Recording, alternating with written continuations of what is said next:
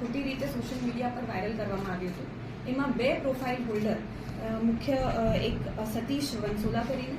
એમના ફેસબુક પ્રોફાઇલથી અને એક પ્રોફાઇલ હોલ્ડર રાકેશભાઈ બારિયા એમને પોતાના ફેસબુક સોશિયલ મીડિયા હેન્ડલથી આ એડિટેડ વિડીયો વાયરલ કર્યો હતો અને